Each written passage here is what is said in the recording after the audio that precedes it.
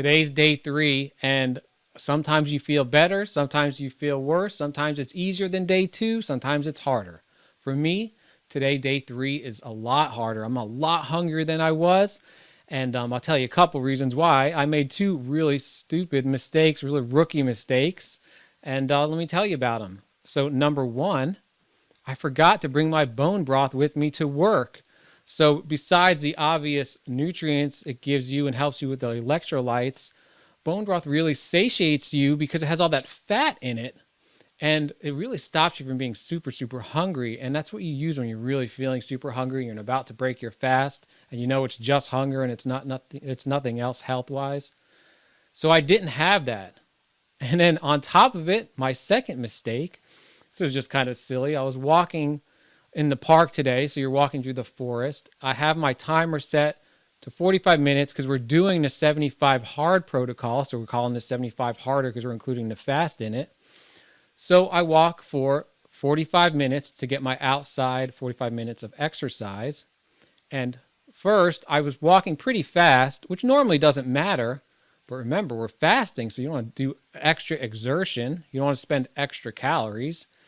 And then I wasn't paying attention to where I was going. I kind of got distracted. It was pretty awesome walking in the forest.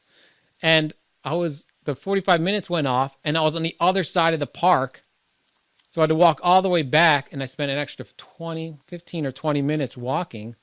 None of this is a big deal when you're not fasting. But when you're fasting and you combine exerting extra calories that you don't need to with having no bone broth, it's going to make you feel hungrier. So I had some pretty severe, not really severe, but I felt really hungry today. And normally on the third day, you really wouldn't have it that bad. You should be kind of getting over that hump. Not always. Sometimes it lasts 2, 3, 4 days.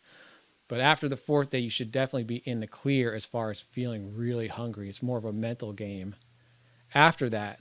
But, I'm going to keep going.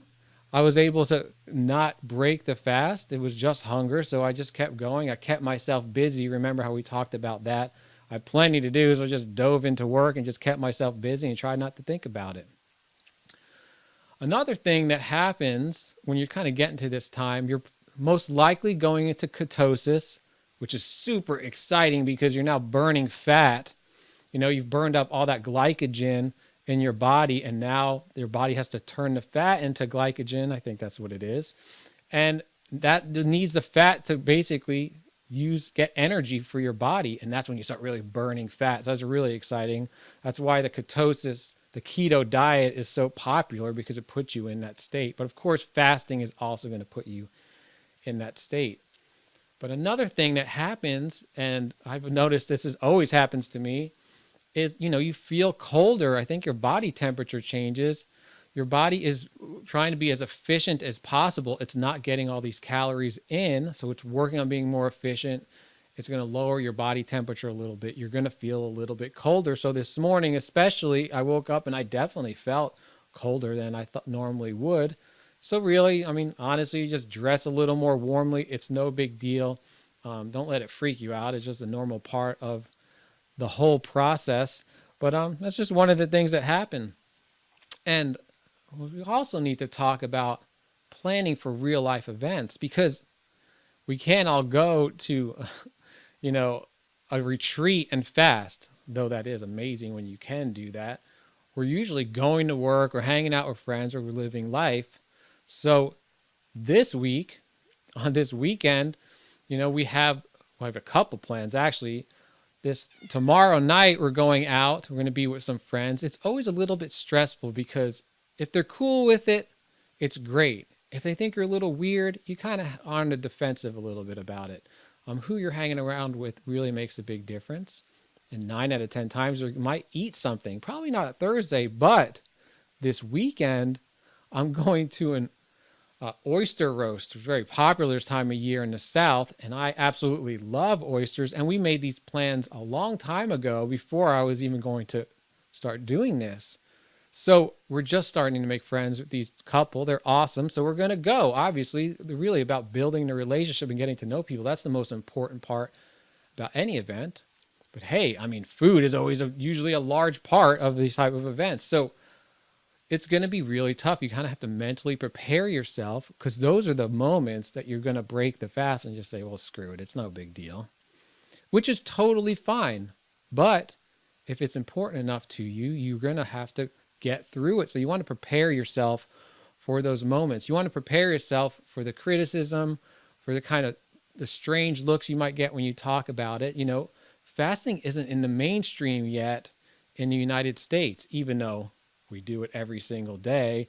I was just listening to our book here on Audible, and of course, breakfast. What does that mean? We're breaking the fast. We all fast every single day. It's a normal part of life. But when you start doing other types of fasting routines, people just, they're like, what are you doing? Aren't you starving yourself? Isn't that unhealthy? And I just want to point them to this book, because basically everything that people believe about fasting is basically completely false, and the opposite is true. So just prepare yourself for these moments, and for any type of stressful situation. Even in Dr. Fung's book, there's a couple times and couple stories where people broke their fast because they're traveling, they're under a lot of work stress, etc. But stress really does make a huge difference in whether you can continue fasting. And another thing is just sleeping. You know, I have 2 young kids, so it's tough for me to make sure I get enough sleep. But my wife is amazing. And honestly, these first week, I'm just sleeping in the guest room, because I know that if I don't do that, I'm not going to get 8 hours of sleep. And she's totally supporting me, which makes it a huge difference. Because if you're not getting enough sleep and you're fasting, first of all, you're probably going to break it. And the sleep is so important during the fasting, because one of the main things that's happening is your body is healing itself. That's one of the main reasons I want to do this. And when does your body heal itself the most? Most likely it's during sleep. I mean, that's when we're restoring our body. You want to give your body every chance it can to do its work. So you want to get a full night's sleep. Try not to skip any hours. You know how many hours you need. Everyone's a little bit different, but make a concerted effort to get that sleep, because it's going to make all of the difference. All right, so we're past day 3. It's tough. There's going to be days where I'm telling you it's really tough, but I'm hoping that in the next couple of days, the hunger's a thing of the past. We're just talking about the mental game, because that's really the tough part about an extended fast, is that mental game, because we're just surrounded by just news, consume, eat, do whatever. I mean, we're, especially in America, that's just the message everywhere. We're just consumers, and that's normal because we grew up that way. And when you're fasting, you really are going against that cultural norm. So people just don't get it. They weren't raised thinking like this. So prepare yourself for those moments. Know you're growing stronger inside. And this experience is going to make you a better person, in my opinion. It's going to help with your personal development. And of course, you're going to be healthier afterwards. All right, I got to go play with the kids. Take it easy, and I'll talk to you soon.